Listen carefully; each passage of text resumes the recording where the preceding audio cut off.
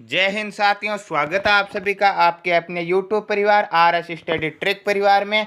और जैसा कि आप थंबनेल में देख रहे हो, अपनी रोजाना की क्लास को कंटिन्यू करते हुए हम लेकर आए हैं आप सभी के सामने गणित और रीजनिंग से संबंधित पूरे 20 मोस्ट इंपॉर्टेंट क्वेश्चन जो आपकी सेना भर्ती परीक्षा के पैटर्न पर आधारित है। और ये क्लास आपकी पार्ट दर पार्ट कंटिन्यू चलती है। यहाँ पर एक से बढ़कर एक क्वेश्चन और एक से बढ़कर एक तरीके आपके सामने आएंगे। तो यदि आप ये रोजाना लेते हो तो जिस दिन आपका पेपर होगा उस दिन आप अपने 20 में से 20 कन्फर्म कर सकते हो।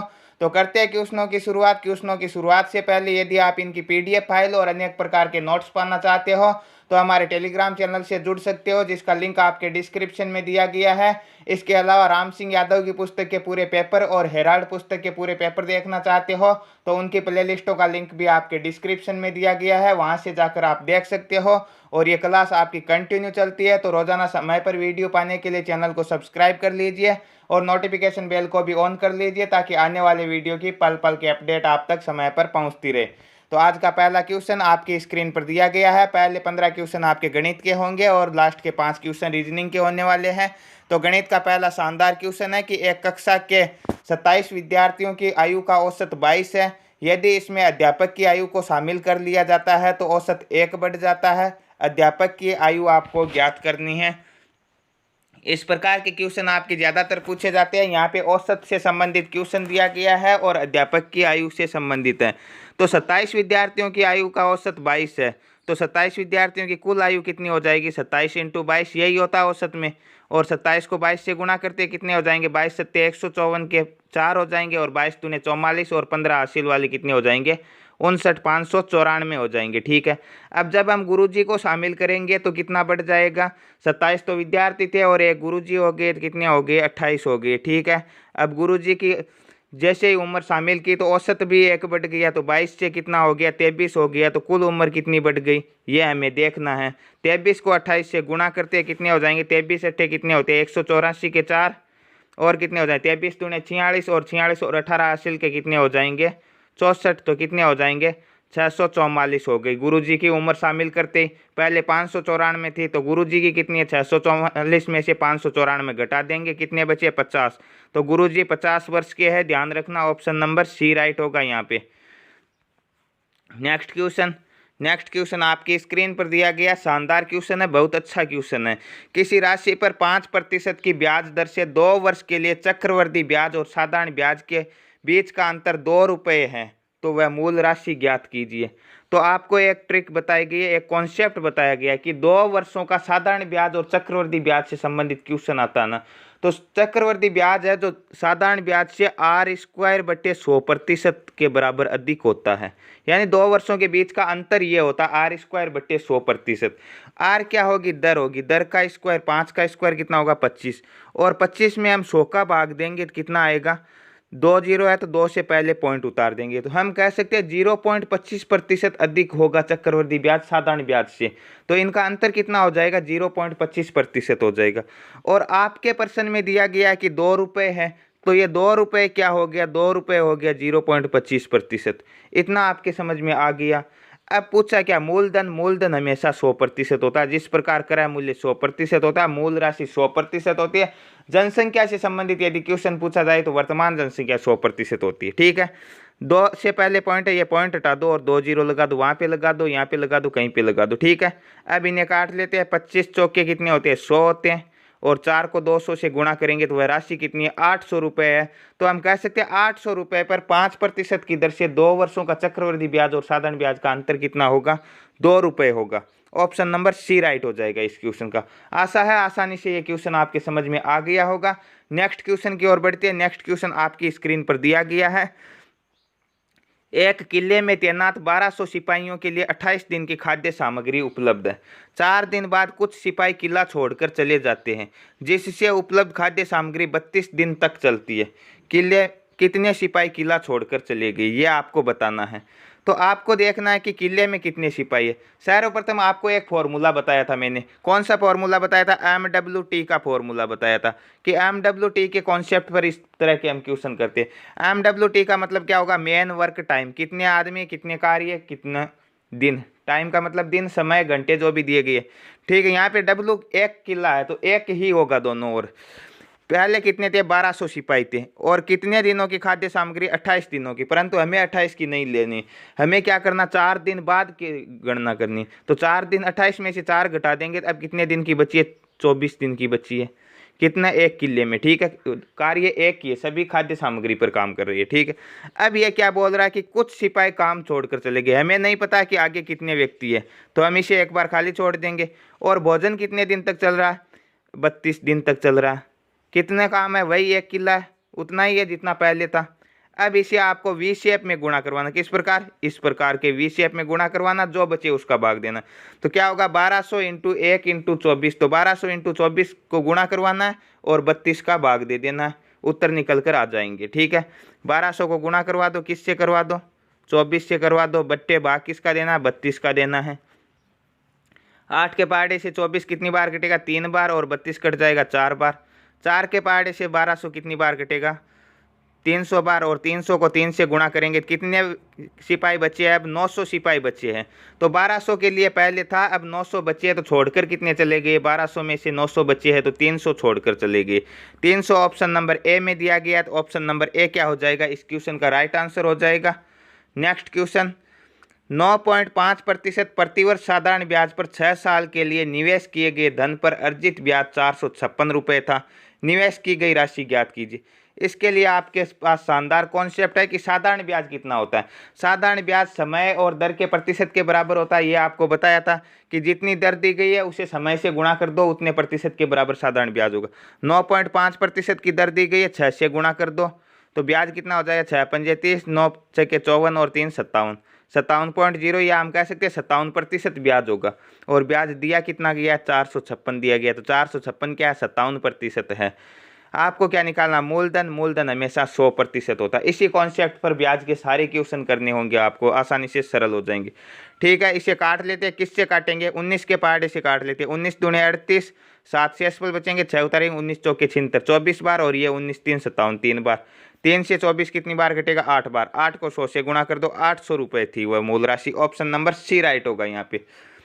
नेक्स्ट क्वेश्चन, यदि 200 पुरुष किसी भवन का निर्माण 1024 दिन में कर सकते हैं तो उसी भवन का निर्माण 256 दिन में करने के लिए कितने पुरुषों की आवश्यकता। बिल्कुल आसान सा क्वेश्चन है, और इस प्रकार के क्वेश्चन पूछे भी जाते हैं कि 200 पुरुष कितने दिन में करते हैं, 1024 दिन में। तो 1024 दिन है, एक दिन में करने के लिए 200 को 1024 से गुणा करवा देंगे। आगे क्या पूछा, 256 दिन में करने के लिए 256 के दुगुने 512, 512 के दुगुने 1024, मतलब 4 बार कटेगा ये। और 200 को 400 से 200 को 4 से गुणा करेंगे कितना होगा, 800 पुरुषों की आवश्यकता होगी। ऑप्शन सी में 800 दिया गया, ऑप्शन सी राइट हो जाएगा। नेक्स्ट क्वेश्चन की ओर बढ़ते हैं। नेक्स्ट क्वेश्चन दिया गया कि ए और बी क्रमशः 12,000 और 6,000 का निवेश कर साझेदारी में एक बिजनेस शुरू करते हैं। 8 महीने बाद सी 15,000 की पूंजी के साथ बिजनेस में जुड़ जाता है। 2 वर्ष बाद 33,600 रुपये के लाभ में सी का हिस्सा आपको ज्ञात करना है। तो आपको ए, बी और सी का अनुपात निकालना आना चाहिए। अनुपात कितना होगा यहाँ पे हमें देखना। सर्वप्रथम तो यहाँ दिया गया 2 वर्ष बाद, 2 वर्ष मतलब कितने महीने, 24 महीने। तो एक का ए शुरू में पूंजी लगाता है तो एक का अनुपात कितना हो जाएगा, 12,000 इंटू हम कह सकते हैं 24 महीने के लिए लगाता है। बी कितने महीने के लगाता है, बी भी शुरू में लगाता तो बी भी 24 महीने के लिए लगाता, तो बी का कितना हो जाएगा 6,000, और कितने के लिए लगाता, 24 के लिए लगाता। परंतु सी क्या कहता है कि 15,000 की पूंजी के साथ 8 महीने बाद जुड़ता है। 24 में से 8 कम कर देंगे तो सी का कितना हो जाएगा, 15,000 इंटू क्या हो जाएगा, 16 हो जाएगा। 24 में से 8 कम कर देंगे। हमने यहाँ पे 3 जीरो नहीं लगाए क्योंकि यहाँ पे हम सभी में 3 जीरो कॉमन है तो काट सकते हैं। तो इसका अनुपात हो जाएगा 12 इंटू 24, इसका हो जाएगा 6 इंटू 24, और इसका हो जाएगा 15 इंटू 16। और भी काट कर सरल कर सकते हैं, किससे करेंगे, देखिए यहाँ पे 16, 24, 24 है तो 8 का भाग 24 में 3 बार जाएगा, इसमें भी 24 में 3 बार जाएगा, और 16 में 2 बार जाएगा। और काट सकते हैं इसे, 3 इसमें भी है, 3 इसमें भी है, और 15 3 से 5 बार कट जाएगा। और काट लेते हैं एक बार, 2 इसमें 2 काट लिए, ये 6 कितनी बार कटेगा, 3 बार, और ये कितनी बार कट जाएगा, 12 कट जाएगा, 2 से 6 बार। तो अनुपात कितना आ जाएगा, 6 अनुपात, इसमें कितने बचे, 3 बचे, और इसमें ये 5 बचे। तो इनका अनुपात आ गया 6 अनुपात 3 अनुपात 5। अब पूछा क्या, सी का हिस्सा, सी का अनुपात कितना आया, 5। कुल अनुपात कितना था 6:3:5। तो अनुपातों का योग कितना हो जाएगा 6 और 3 कितने हो जाएंगे 6 और 3 हो जाएंगे आपके 9, 9 और 5 14। कुल लाभ कितना दिया गया 33,600। काट लेते हैं 14 के पहाड़े से कितनी बार कटेगा 14 दूने 28, 5 6 14 चौके 56। 2400 को हम 5 से गुणा करेंगे तो कितना हो जाएगा 24 पंजे 120, 12,000 रुपये क्या होगा सी का हिस्सा होगा। आशा है ये क्वेश्चन आपके आसानी से समझ में आ गया होगा। नेक्स्ट क्वेश्चन की ओर बढ़ते हैं। नेक्स्ट क्वेश्चन आपकी स्क्रीन पर आपके सामने दिया गया कि एक बैग में 1:3:5 के अनुपात में 25 पैसे, 10 पैसे और 5 पैसे के सिक्के हैं। यदि सबको मिलाकर 40 रुपये है तो 25 पैसों के सिक्कों की संख्या आपको ज्ञात करनी है। सिक्कों से संबंधित एक क्वेश्चन पूछे जाने की संभावना ज़्यादा रहती है। तो आपके पास क्या दिया गया अनुपात दिया गया 1:3:5। ठीक है, और जैसा मैं बता रहा हूँ आप देख कर करोगे तो सिक्कों से संबंधित क्वेश्चन आपके गलत नहीं होगा। यहाँ पे कितने कितने के दिए गए एक अनुपात दिया गया 25 पैसे का, एक यह दिया गया 10 पैसे का और 5 पैसे का। अब आप देखिए यदि 25 पैसे के एक सिक्के होंगे तो कितने रुपए होंगे 25 पैसे ही होंगे। 10 पैसे के 3 सिक्के होंगे तो रुपए कितने हो जाएंगे रुपए तो नहीं होंगे 30 पैसे हो जाएंगे। ठीक है, और 5 पैसे के 5 सिक्के होंगे तो कितने हो जाएंगे 25 पैसे हो जाएंगे। टोटल कितना धन बन रहा है 25 और 25 50 और 30 80 पैसे बन रही है। ठीक है, आपके पास क्या दिया गया 40 रुपये दिया गया। तो 40 रुपये को पैसों में बदलेंगे 2 जीरो और लगा दो क्योंकि 1 रुपये में कितने पैसे होते हैं 100 पैसे होते हैं। अब इसे काट लो 0 से 0, 8 से 400 कितनी बार कटेंगे 8 दूने 40, 20 आ गया। ठीक है, एक का मान आ गया 20। अब जो अनुपात दिया गया है उससे आप गुणा करवा दो। ठीक है, सॉरी 400 में हम 8 का भाग देंगे तो कितना होगा 8 पंजे 40, 50 आएगा 20 नहीं आएगा। ठीक है, तो एक का मान कितना आ जाएगा 50। अब इसे जो अनुपात दिया गया उससे गुणा करवा दो। एक है 50 एकम 50, आगे का अनुपात 3 दिया गया तो 50 3 150, आगे का अनुपात 5 दिया गया तो 50 पंजे 250। ठीक है, तो यहाँ पे किसका पूछा है 25 पैसों का सिक्का, 25 पैसों का अनुपात 5 है तो सिक्के कितने हो गए 250। यदि पूछता 10 पैसे के 3 होते तो 150 हो जाते और 25 पैसे के पूछते तो 50 हो जाते। ठीक है, तो 250 इसका राइट आंसर हो जाएगा option number D. Next question, John के कमरे का फर्श 10 बाई 3 मीटर का है। ठीक है, 10 मीटर चौड़ा और 3 मीटर 10 मीटर लंबा और 3 मीटर चौड़ा हो गया। वह फर्श पर 15 सेंटीमीटर इंटू 8 सेंटीमीटर वाली टाइल्स लगाने का निर्णय लेता है। तो टाइल्स की लंबाई 15 सेंटीमीटर है, चौड़ाई 8 सेंटीमीटर है। तो कुल टाइल की संख्या कितनी होगी। तो हमें क्या करना होगा ये जो दी गई है इसे भी हम सेंटीमीटर में बदल देते हैं। तो 10 मीटर है तो कितने सेंटीमीटर हो जाएंगे 1 मीटर में 100 सेंटीमीटर होते हैं तो 1000 हो जाएगी। ठीक है, 1000 सेंटीमीटर इंटू 3 मीटर है तो कितनी हो जाएगी 300 सेंटीमीटर। यह हो गया फर्श का क्षेत्रफल। इसमें टाइल्स के क्षेत्रफल का भाग दे दो। टाइल्स की कितनी है 15 बाई 8 की है तो 15 इंटू 8। काट लेते हैं 15 दूने 30, ये 20 बार कट जाएगा। और काट लेते हैं 4 के पहाड़े से 20 कितनी बार कटेगा 5 बार और 8 कितनी बार कटेगा 2 बार। 2 का भाग 1000 में कितनी बार जाएगा 500 बार। 500 को 5 से गुणा करेंगे कितनी टाइलों की आवश्यकता होगी 2500 टाइलों की आवश्यकता होगी, अर्थात 2500 टाइलों की आवश्यकता होगी, जो कि ऑप्शन सी में है। तो ऑप्शन सी क्या होगा इस क्वेश्चन का करेक्ट आंसर होगा। नेक्स्ट क्वेश्चन, राम 75,000 में एक कार खरीदता। ठीक है, इसकी रिपेयरिंग पर 10,000 खर्च करता। बाद में उसने ये कार शाम को 15% लाभ पर बेच दी। श्याम ने मोहन को 10% लाभ पर बेच दिया। मोहन ने कार खरीदने के लिए कितनी राशि खर्च की। एक से बढ़कर एक धुरंधर आ रही है। ठीक है, पहला पुरानी कार खरीदता 10,000 की रिपेयरिंग कराता 15% लाभ पर बेचता, फिर वह अगले को बेच देता। तो यहाँ पे क्या दिया गया कि राम 75,000 में कार खरीदता और 10,000 उस पर खर्च कर देता। तो उसके कितने रुपए लगे कुल रुपए लगे 85,000। अब ये 85,000 से घाटा नहीं खाएगा, 15% के लाभ पे बेचेगा। तो श्याम ने ये कितने में खरीदी इसके 115% में खरीदी। लाभ का मतलब 100 में 15 जोड़ दो बट्टे 100। तो श्याम के कार का मूल्य कितना आ जाएगा 2 जीरो से 2 जीरो काट देंगे। 115 को गुणा करवाना 85 से और जो जीरो बच गया उसे आगे रख दो। गुणा करवाते हैं पहले 5 से करवा लेते हैं। 5 पंजे कितने हो जाएंगे 25, 5 और 2 कितने होते हैं 7 और 5 के 5, 8 पंजे 40, 8 और 4 कितने हो जाएंगे 12, 8 और 1 9, 5 7, 5 और 2 7 और 9, ये जीरो उतार दो। 97,750 में ये कार शाम को बेची। तो शाम का क्रय मूल्य कितना हो गया, शाम का क्रय मूल्य हो गया 97,750। अब श्याम क्या करता है, इसे 10% लाभ पर मतलब 110% पर मोहन को बेच देता है। तो मोहन का क्रय मूल्य कितना निकल कर आएगा, ये हमें गणना करनी। 0 से 0, 0 से 0, 11 को गुणा करवा लो 9775 से, 11 पंजे 55, 11 साते 77 और 5 कितने होते हैं 82, 11 साते 77 और 8 कितने होते हैं 85, और 11 नब्बे 99 और 8 कितने हो जाएंगे 99 और 8 हो जाएंगे 107। तो 1,07,525 रुपये में ये कार मोहन को बेची गई या मोहन ने खर्च किए थे इसे खरीदने के लिए, जो कि ऑप्शन नंबर डी में दिया गया। तो ऑप्शन नंबर डी राइट होगा। क्वेश्चन थोड़ा बड़ा था परंतु सरल था, आसान था। नेक्स्ट क्वेश्चन, एक घोल में 8% नमक है, यदि घोल का आयतन 550 ml है तो इसमें नमक की मात्रा। तो टोटल आयतन दिया गया 550 और इसमें ये बोल रहा है कि 8% है, तो 550 का 8% निकाल लेते।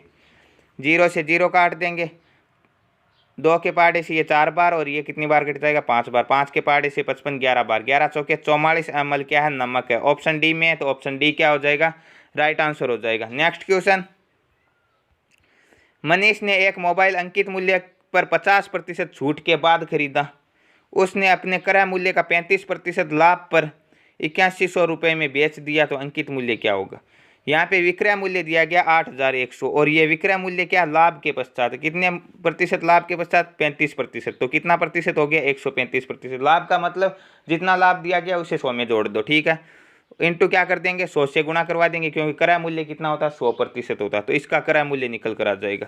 काट लेते हैं, किससे काटेंगे 9 के पहाड़े से ये कटेगा 9 में 81 90 900 बार और 15 में 135 15 बार, 15 छक्के 90 60 बार कटेगा और 60 को 100 से गुणा करेंगे कितना होगा 6000 रुपये। तो हम कह सकते हैं कि ये मोबाइल मनीष ने कितने रुपए में खरीदा 6000 रुपये में, परंतु ये बोल रहा है कि 50% छूट के बाद खरीदा, तो छूट कितनी थी 50%, 50% की छूट, तो ये कितना था अंकित मूल्य का 50% ही था और अंकित मूल्य कितना होगा 100%। 0 से 0 5 से ये 2 बार, तो कितना हो जाएगा 6 दूनी 12,000 रुपये क्या था इसका अंकित मूल्य था, जिसमें से इसने 6000 में खरीदा और 8100 में बेचा। तो ऑप्शन नंबर बी राइट हो जाएगा यहाँ पे। नेक्स्ट क्वेश्चन, अमित ने 10 घंटे में 40 किलोमीटर प्रति घंटे की चाल से दूरी तय करता है, ठीक है। यदि वह 8 घंटे में यह दूरी तय करना चाहता है, चाल कितनी होनी चाहिए। तो 40 किलोमीटर प्रति घंटे की इसकी चाल है और 10 घंटे चलता है, कुल कितना चला, ये चला 400 किलोमीटर, ठीक है। अब ये बोलता है कि यह दूरी 8 घंटे में ही तय करनी, तो इसकी चाल कितनी हो जाएगी, दूरी बटा समय, तो 400/8, 8 पंजे 40, तो कितनी होनी चाहिए 50 किलोमीटर प्रति घंटे की चाल होनी चाहिए, जो कि ऑप्शन नंबर डी में दिया गया। तो ऑप्शन नंबर डी क्या हो जाएगा राइट आंसर हो जाएगा। नेक्स्ट क्वेश्चन, 3 संख्याओं का योग 134 है, दूसरी से पहली संख्या का अनुपात 3:4 है और तीसरी से दूसरी का अनुपात 5:8 है, तो संख्या ज्ञात करो। तो वो संख्याएं आप उस प्रकार करोगे जैसे हम कह सकते हैं हमारे पास ए है, बी है और सी है। यहाँ क्या बोल रहा है कि दूसरी और पहली का अनुपात 3:4 है, 3 4 लिख दिया, ठीक है। यहाँ पे सी के नीचे कुछ नहीं है तो ये पास वाला 4 लिख दो। तीसरी से दूसरी का कितना 5 8 है, तो 5 और 8 लिख दिया। यहाँ पे कुछ नहीं है तो 5 लिख दो पास वाला। 5 3 15, 5 चौके 20 और 8 चौके 32, तो इनका अनुपात कितना आ गया तीनों संख्याओं का 15:20:32 आ गया। पूछा क्या दूसरी संख्या का अनुपात कितना 20, कुल अनुपात कितना हो जाएगा 15 20 और 32, ठीक है। 32 और 20 कितने होते हैं 52, 52 और 15 कितने हो जाएंगे 67, गुणा कुल संख्या कितनी है योग दिया गया 134, तो 134 से गुणा कर दो।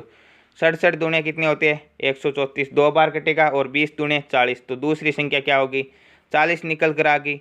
यदि पहली पूछता तो 15 दूणे कितने होते 30 हो जाते और तीसरी पूछता तो 32 दूणे 64 हो जाती। ऑप्शन नंबर सी राइट हो जाएगा यहाँ पे।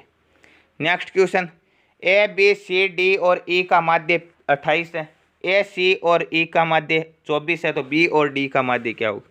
तो ए बी सी डी और ई कितनी संख्या होगी 5 संख्या होगी और 5 संख्या का माध्य दिया गया 28, चाहे औसत हो या माध्य हो वही सूत्र होगा राशियों का योग बटा संख्या। तो 5 × 28 कितना हो जाएगा 28 पंजे 140, योग हो गया 140। अब इनमें से ए सी और ई 3 संख्या दी गई है, 3 का दिया गया 24, ठीक है, तो योग कितना हो जाएगा 24 3 72, तो बाकी 2 का योग कितना बच गया, बाकी 2 का योग बच गया, इनमें से घटा लेंगे कितने बचेंगे 8, 13 में से 7 गए 6 68, और 2 का माध्य पूछा है तो 68/2, 68 में 2 का भाग देंगे कितना हो जाएगा 3 दूणे 6 4 दूणे 8 34 आएगा। ऑप्शन नंबर बी राइट होगा। नेक्स्ट क्वेश्चन और गणित का लास्ट क्वेश्चन, उसके बाद के 5 क्वेश्चन आपके किसके होने वाले, रीजनिंग के। एक विक्रेता ने 1 रुपये में 7 टॉफी की दर से टॉफियाँ खरीदी। 1 रुपये में 7 टॉफियाँ खरीदता है। 40% लाभ प्राप्त करने के लिए उसने 1 रुपये में कितनी टॉफियाँ बेचनी होगी। यहाँ पे देखिए 1 रुपये में 7 टॉफियाँ खरीदता है तो एक टॉफी का मूल्य कितना हो जाएगा, 1/7। अब इस पर 40% का लाभ, और लाभ का मतलब 40% लाभ मतलब 140। ठीक है, यदि हानि होती तो 100 में से 40 घटा देते, लाभ हो रहा है तो जोड़ दो 140/100।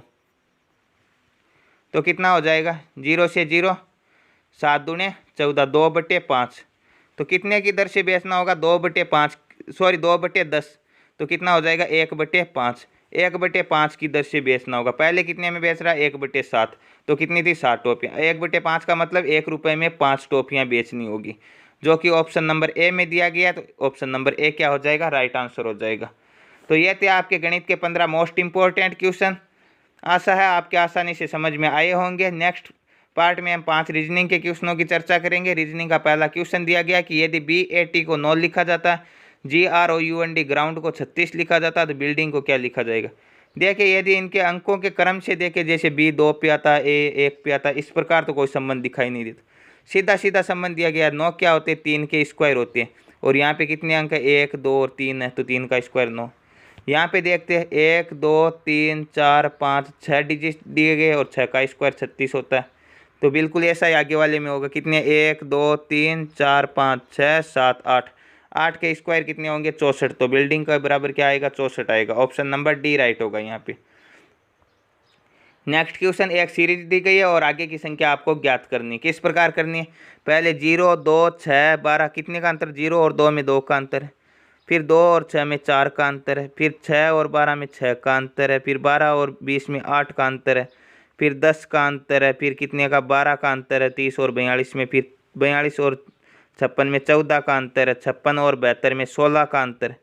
तो अंतर में 2 2 बढ़ रहे, 2 4 6 8 10 12 14 16। अब किसका अंतर आएगा, 16 के बाद में 18। तो 72 और 18 कितने होते हैं, 90 होते हैं। तो आगे की संख्या कौन सी आएगी, 90 आएगी। ऑप्शन नंबर बी राइट होगा यहाँ पे। नेक्स्ट क्वेश्चन, अनाज उसी तरह से संबंधित है अन्न भंडार से जिस तरह मछली संबंधित है। तो अनाज को किस में संग्रहित करके रखा जाता है, अन्न भंडार में रखा जाता है। तो मछली को किस में रखा जाता है, मछली घर में रखा जाता है, मधुवाटिका या चिड़ियाघर या समुद्र में। तो मछली घर इसका right answer, option number D right होगा यहाँ पे। नेक्स्ट क्वेश्चन, ब्लड रिलेशन का क्वेश्चन है कि पी क्यू का भाई है। पी क्या भाई है क्यू का, ठीक है। क्यू पी की बहन भी हो सकती है या भाई भी हो सकता है, ये हमें पता नहीं। यहाँ पे लिखा आर पी का पिता है। तो आर यदि पी का पिता है तो क्यू का भी पिता ही होगा, क्योंकि पी क्या, क्यू का भाई है। तो इन दोनों का पिता कौन हो गया, आर हो गया। आगे लिखा एस टी का भाई है। यदि एक बार इसमें संबंध हमें नहीं पता तो एस और टी को एक दूसरी जगह लिख देते। फिर लिखा टी क्यू की पुत्री है। तो यहाँ पे टी क्या है, क्यू की पुत्री है। तो एस क्या हो जाएगा, एस टी का पुत्र हो जाएगा, क्योंकि एस क्या, टी का भाई है। और इसकी पुत्री का भाई क्या हो गया, पुत्र हो गया। तो ये क्या हो गया, इसके पुत्र हो गए। तो एस का चाचा कौन हो गया, एस के पिता कौन हो गए, क्यू हो गए, क्योंकि टी के क्यू है तो एस के भी क्यू हो गए। और चाचा कौन होगा, पिता का भाई। तो क्यू का भाई कौन है, पहले पहले लिखा था पी क्यू का भाई है, तो पी है, तो एस के चाचा भी कौन हो गए, पी हो गए। ऑप्शन नंबर सी राइट होगा यहाँ पे। नेक्स्ट क्वेश्चन और आज का लास्ट क्वेश्चन, पश्चिम की ओर मुख करते हुए मैं घड़ी की सुइयों की दिशा में, दिशा दूरी का क्वेश्चन है। तो ये उत्तर, ये दक्षिण, ये पूरब और ये पश्चिम, ठीक है। ये आपको लिख लेनी। अब ये बोलता है कि मेरा मुख पश्चिम की ओर है, यहाँ पे मेरा मुख है। अब मैं घड़ी की सुइयों की दिशा में, घड़ी इस तरह चलती है, तो घड़ी की सुइयों की दिशा में 90 डिग्री घुमा। यहाँ से 90 डिग्री मतलब यहाँ पे घूम गया। अब मेरा मुख किस ओर हो गया, उत्तर की ओर हो गया। अब इसकी विपरीत दिशा में, मतलब इस दिशा में आऊँगा फिर से 135 डिग्री। तो यहाँ से यहाँ तक ये 90 और यहाँ इन दोनों के बीच में ये 135 डिग्री आ जाएगा। तो अब मेरा मुख किस दिशा में, ये दक्षिण है और ये पश्चिम है। तो मुख किस दिशा में हो गया, दक्षिण पश्चिम दिशा में। दक्षिण पश्चिम ऑप्शन नंबर डी में दिया गया। तो ऑप्शन नंबर डी क्या हो गया, इस क्वेश्चन का राइट आंसर हो गया। तो यह थे आज के वीडियो के पूरे 20 मोस्ट इंपॉर्टेंट क्वेश्चन। और ये क्लास आपकी रोजाना चलती है, तो रोजाना समय पर वीडियो पाने के लिए चैनल को सब्सक्राइब कर लीजिए, नोटिफिकेशन बेल को ऑन कर लीजिए, ताकि आने वाली वीडियो की पल पल की अपडेट आप तक समय पर पहुंचती रहे। मिलते हैं नेक्स्ट वीडियो में, तब तक के लिए थैंक यू, धन्यवाद, जय हिंद, जय भारत।